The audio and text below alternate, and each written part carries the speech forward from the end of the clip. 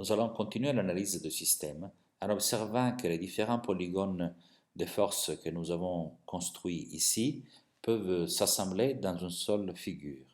On va commencer à prendre par exemple l'équilibre, les polygones qui représentent l'équilibre du nœud 5. On le met ici pour mieux le regarder. On rappelle que nous avons ici la force F qui est une force extérieure qui est appliquée sur le nœud 5. Et ici, nous avons les trois forces intérieures, 5, 7, 4, 5 et 3, 5, qui correspondent aux barres 5, 7, 4, 5 et 3, 5. Vous pouvez remarquer que les forces se poursuivent dans ce diagramme toutes dans le même sens, c'est-à-dire que les flèches tournent dans les polygones dessinés dans le sens des aiguilles d'une montre, et que nous avons aussi pris ces forces autour de nœuds de manière à tourner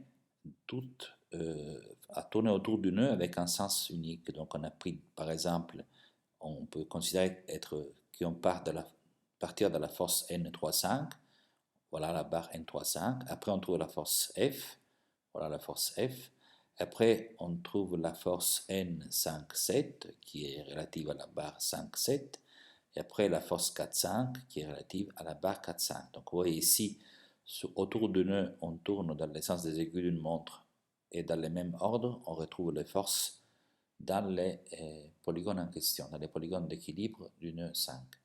Alors, on va regarder la force N35, elle agit aussi sur le nœud 3. Le diagramme d'équilibre du nœud 3 est ici. Je l'approche de celui-ci. Et je peux constater, évidemment, par construction, que les deux forces 3, 5 sont une même force, une seule force, on pourrait dire. Je peux en enlever une des deux. Et je peux enlever la flèche. En réalité, tout ce que j'ai besoin de savoir, c'est qu'il s'agit d'une force indiquée en rouge, donc une force de compression. Ce qui signifie que lorsqu'on agit sur le nœud 3, c'est une pointe qui pointe vers le nœud 3, et lorsque la même force elle est vue comme agir sur le nœud 5, alors la pointe sera une pointe dirigée vers le nœud 5. Je vais revenir en arrière, vous montrer les deux forces telles qu'elles étaient présentes quand elle était encore séparée. Donc ici, vous avez la force N35 vue comme agir sur le nœud 3, ce qui est le nœud dont il est propre ce polygone d'équilibre. Vous voyez qu'elle pointe vers la gauche. Ici, la force N35, qui est vue comme agissante sur le nœud 5, pointe vers la droite. Donc je n'ai pas besoin de garder la notation concernant les flèches.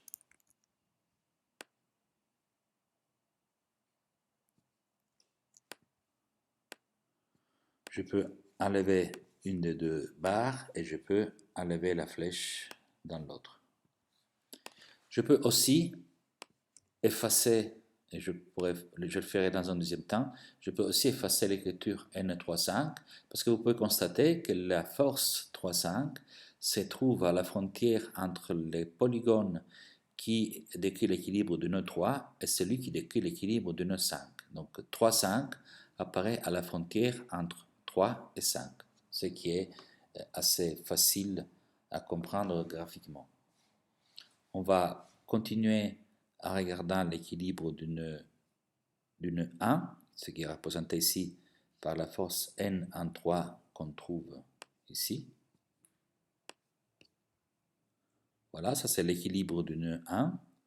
Et alors, également, cet équilibre, il est tel que ce côté du polygone peut être mis en contact avec celui-ci, mais avant de le faire, il convient de dessiner cet ensemble, ce système en équilibre, d'une autre manière afin d'obtenir une forme qui est davantage cohérente avec les précédentes. Tout ce qu'il faudra faire pour cela, c'est réorganiser ces polygones d'une autre manière. Je vais en faire une copie. Donc ça, c'est la manière dont il est dessiné actuellement. Et si je vais réorganiser en regardant Vous voyez ici, j'ai dit, je vais suivre dans le sens des aiguilles d'une montre les barres qui circulent autour du nœud. Donc on a pour le nœud 3, on a la barre 1,3, ensuite on a la force F, après on a la barre 3,5 et après on a la barre 2,3. Donc je vais faire la même chose ici. Ce n'est pas le cas actuellement. Vous voyez, actuellement nous avons la force 5,2, après la force F, ça va, on est dans le sens des aiguilles d'une montre. Mais après, on a la force N12 qui est ici, alors qu'il faudrait avoir la Na3. Donc, ce n'est pas compliqué de respecter la règle qu'on vient de d'énoncer. Il suffit de construire les polygones de force autrement, c'est-à-dire comme ça. Voilà. Alors, on voit bien que l'information contenue dans les précédents polygones, celui-ci, et celle contenue dans celui-ci est la même. Simplement ici, nous avons réorganisé les éléments, réorganisé les différents côtés du polygone dans le but d'avoir une circulation sous ces polygones qui est cohérente avec l'ordre dans lequel les barres se présentent autour de nœuds lorsque on suit le sens qu'on a pris pour le reste du dessin, pour les deux autres éléments du dessin, qui est le sens des aiguilles d'une montre. Donc maintenant que nous avons réalisé cette deuxième construction, je peux superposer, pardon, j'ai mal placé ces deux-là, c'est comme ça, voilà. Je peux superposer la force N en 3 à la force N en 3 qui apparaît ici, c'est en fait la même force, donc je vais me débarrasser du double symbole et je vais accrocher ces deux-là comme ça.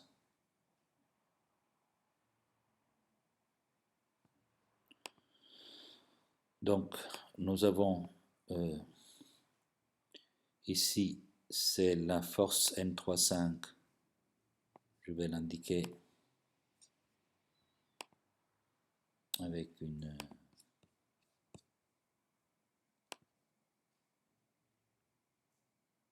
3,5, c'est celle-ci.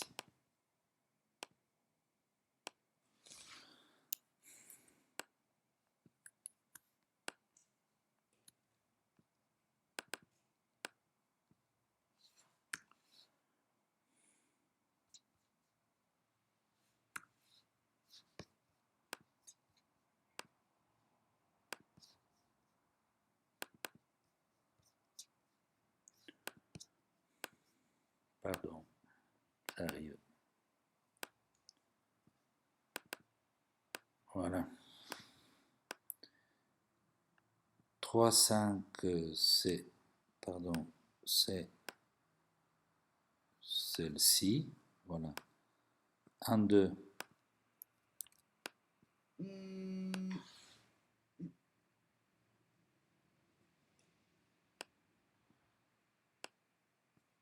C'est celle-ci. Et je vais aussi déplacer un petit peu le F5,2, aligner les F avec les autres. Voilà. Et le F5,2 apparaît ici.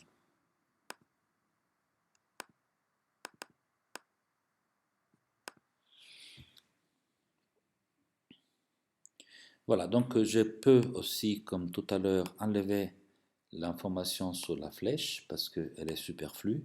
Il suffit de savoir qu'il s'agit d'une barre, d'une force rouge, d'une barre comprimée, pour savoir que la flèche sera en direction du nœud 3 quand on écrit l'équilibre du nœud 3 et en direction du nœud 1 quand on écrit l'équilibre du nœud 1. Maintenant, nous pouvons continuer en décrivant l'équilibre du nœud 2. Il suffit de prendre le polygone de force qui est celui du nœud 2, qui est celui-ci.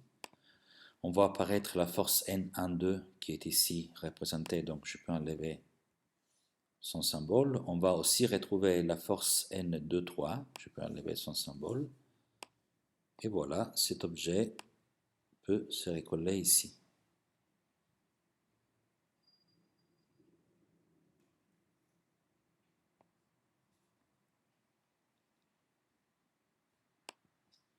comme tout à l'heure, je peux enlever la double notation qui est devenue inutile. Je peux enlever la flèche ici. Et là aussi, je n'ai pas besoin de garder les deux notations. Il suffit d'en mettre une seule et sans la flèche.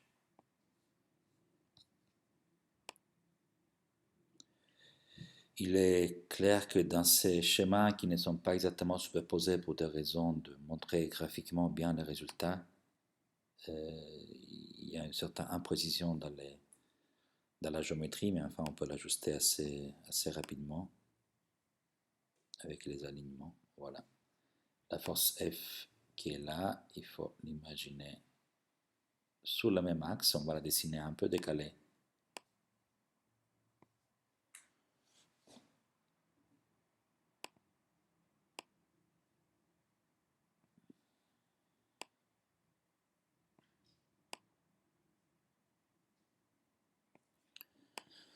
Voilà.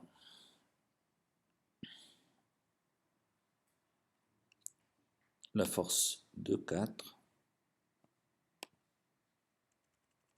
et la force qui agit sur la barre 2,4 qui est une barre bleue, on la voit ici. Je vais enlever la flèche parce que de toute façon on a déjà compris que ces flèches n'ont pas d'importance à partir du moment que chaque fois on aura pour chaque barre les deux directions qui vont être indiquées, les deux directions d'action qui vont être indiquées par un même segment. Pour des raisons de place dont je vais avoir besoin dans la suite, je vais ensuite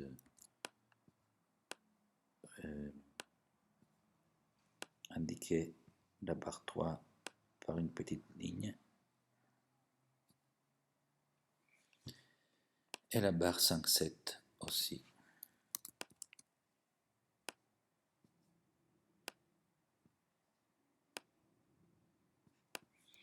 Voilà, donc maintenant nous pouvons continuer avec, nous avons fait l'équilibre de nœud 1, de nœud 2, de nœud 3, du nœud 5 on l'avait fait au début, on va faire l'équilibre du nœud 4. Le nœud 4 est décrit par ces trois forces, l'équilibre de nœud. Je vais dès à présent enlever les flèches parce que elles vont nous gêner. Je peux enlever l'écriture N24 parce qu'elle apparaît déjà ici. Et l'écriture N45 parce qu'elle apparaît déjà ici. Afin de ne pas perdre de contact, je dirais, avec ces triangles, on va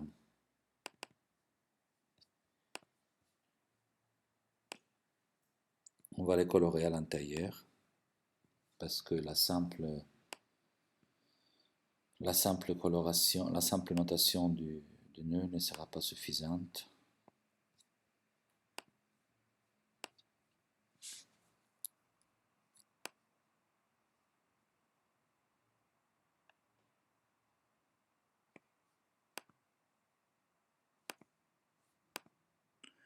Voilà où se trouve le nœud 4.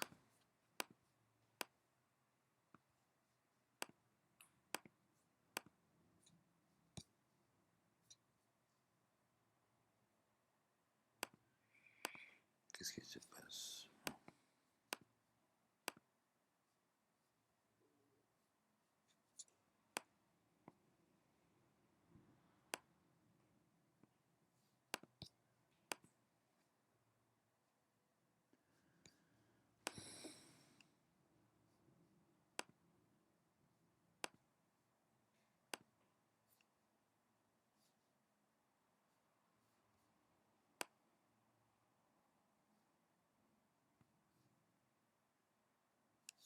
Je vais l'enlever. Trop compliqué. Donc voilà, ça, je vais l'enlever, pardon. Ça, je vais enlever son doublon qui est ici. Ici, nous avons ici un double qui était inutile. Donc voilà l'équilibre du nœud 4, il est représenté par ces triangles. L'équilibre du nœud 5 était représenté par ces rectangles. Je vais le mettre ici. Si bien que l'équilibre du nœud 3 était représenté par cet autre rectangle et l'équilibre du nœud 1 est représenté par le grand triangle qui est ici.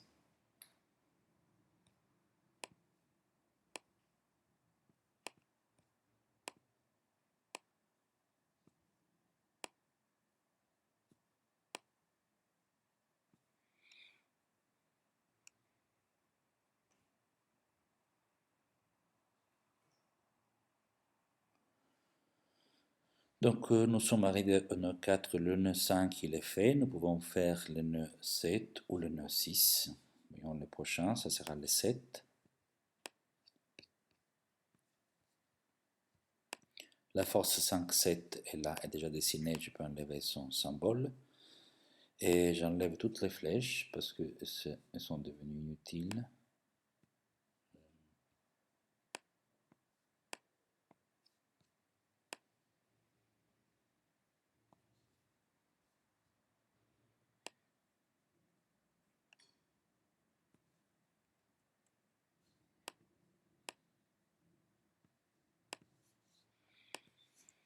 Donc la double flèche, on va l'enlever.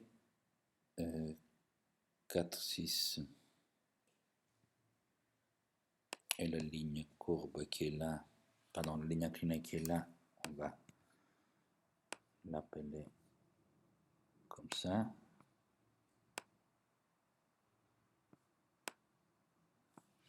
Voilà, on voit ici 2, 3, 4, 5, 6, 7 sont les montants. 2, 3, 4, 5, 6, 7 sont les montants. Chacun a exactement la même force qui se présente sur le nœud homologue. Donc la force qui se présente sur le nœud 3 qui est ici, celle qui se présente sur le nœud 5 qui est ici, et celle qui se présente sur le nœud 7 qui est là. Les lignes bleues indiquent les différents côtés du funiculaire. On en est arrivé au côté 4, 6 qui est là. Il nous reste à faire le côté 6, 8. Et nous avons effectivement la force N13 qui est la première force sous la poutre horizontale et la force N78 qui est la dernière sur cette autre poutre. Donc il nous reste à prendre en compte l'équilibre du nœud 6 et du nœud 8. Je les approche tous les deux.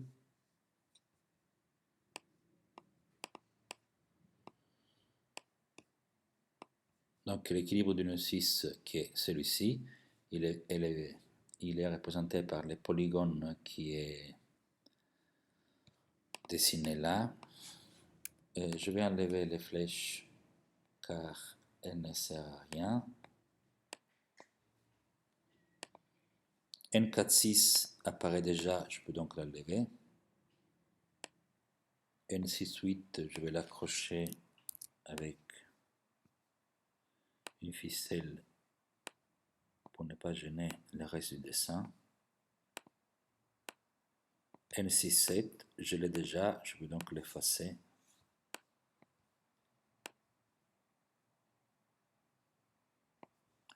Ceci vient se poser là.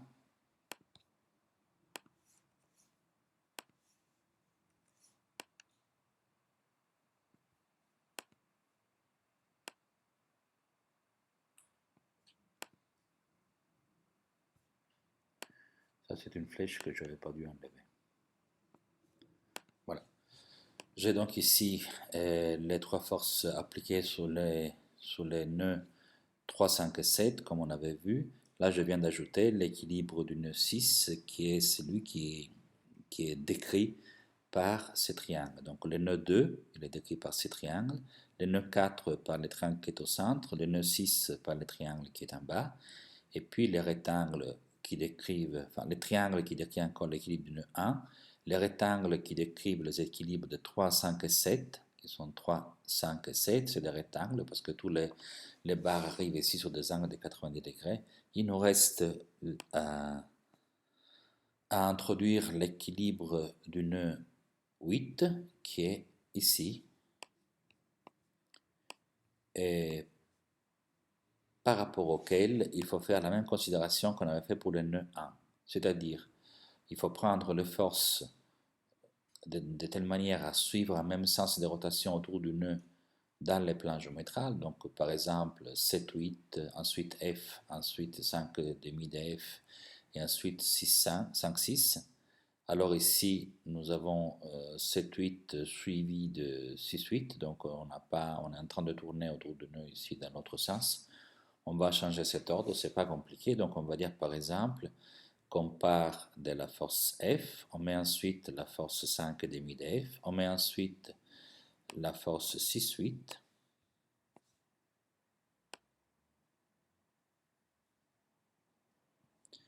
Et à la fin, la force 7, 8. Elle est restée avec une double flèche. C'était probablement l'ancienne poussée. Voilà, les triangles qui représentent, le polygone qui représente l'équilibre d'une 8, il est ainsi représenté. Et le polygone est fermé, comme il était fermé auparavant. On n'a rien changé, on a juste changé l'ordre des côtés du polygone et on sait que la propriété de fermeture est une propriété qui ne dépend pas de l'ordre des côtés, quel que soit le polygone qu'on trace. Si un polygone est fermé, en changeant l'ordre de ses côtés, on obtient un autre polygone qui est également fermé. Or, on va pouvoir superposer finalement cette image à la précédente. Donc, remarquez que pardon, je fais la même erreur ici. 6,8 est la barre bleue inclinée et 7,8 est le côté rouge. Voilà. Je peux enlever les flèches dans ces deux forces, elles sont superflues.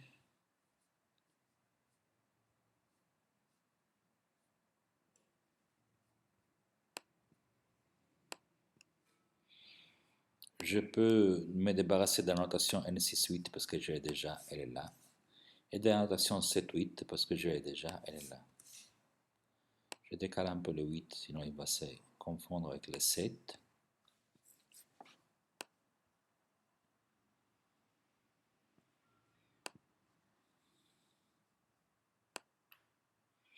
Et voilà le montage. Alors, je vais aligner les forces.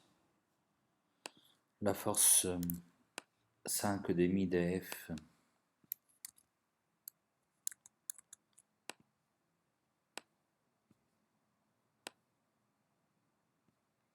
est plutôt celle-ci. La force F qui est là.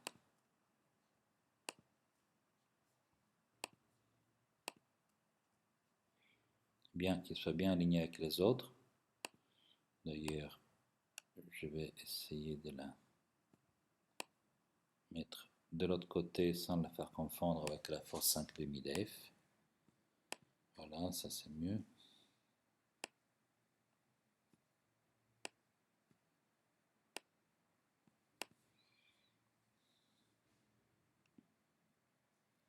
Et nous avons ici ces polygones de force dans lesquels toutes les conditions d'équilibre de cette figure sont remplies. Je peux finalement effacer cela. Vous avez compris quelle était la transformation qui m'a permis de l'obtenir. Et voilà donc la solution qui représente l'équilibre du système. Donc on va l'analyser de près.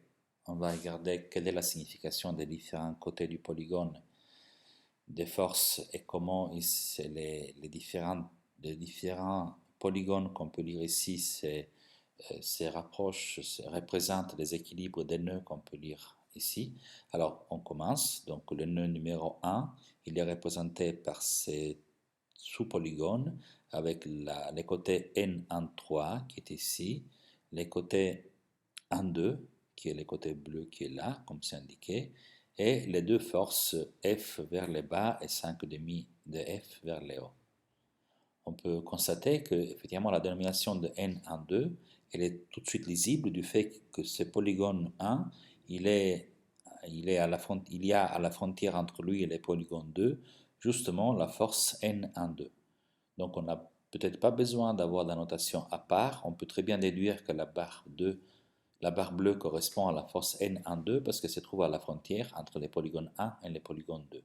Ensuite, on a la frontière entre les polygones 2, par exemple, et les polygones 3, qui est ici, sur laquelle se trouve la force N de 4, qui est là, et l'équilibre du nœud 2, qui est aussi décrit par la force N de 3, qui est ici, et bien sûr la force N en 2 qu'on avait vu auparavant. Et ainsi de suite, vous pouvez identifier chacun de ces figures qui se trouvent assemblées dans ces polygones de force avec les différents nœuds qui sont en équilibre dans la structure. Les diagrammes que vous voyez ici s'appellent les diagrammes de Cremona du système précédemment identifié, du système qu'on est en train d'étudier. Je rappelle que pour l'instant, le système qu'on est en train d'étudier n'a pas la propriété de ne pas changer de forme en fonction du chargement, est un système dont la forme dépend du chargement, De ce point de vue, on ne devrait pas vraiment l'appeler des structures, parce qu'en fait, on a dit qu'une structure est un objet qui dispose d'une forme propre, indépendante du chargement. C'est néanmoins un type particulier de système constructif qui est utilisé, ce sont les systèmes funiculaires, qui ont justement la propriété de s'adapter aux forces extérieures. Ceci les rend très performantes, mais en même temps les rendent inadaptées aux usages, à la plupart des usages du génie civil, raison pour laquelle ces structures, ces objets sont pratiquement transformés en structures en introduisant des systèmes qui les stabilisent, c'est-à-dire qui empêchent leur changement de forme. Ce sont des sujets qu'on traitera dans d'autres cours à l'école. Donc pour le moment, on sait construire les diagrammes de Cremona d'un objet, d'un système, à condition que ce système puisse rester en équilibre. La procédure qui permet de la construire est celle qui vient d'être parcourue. On regarde les systèmes nœud par nœud et sur chaque nœud, en fonction de la direction des barres dont on a l'information, on construit un polygone de force et ceci permet au fur et à mesure d'identifier les longueurs des différents côtés du polygone, ce qui s'est traduit dans la connaissance des longueurs, donc des intensités des forces qui agissent dans les systèmes étudiés.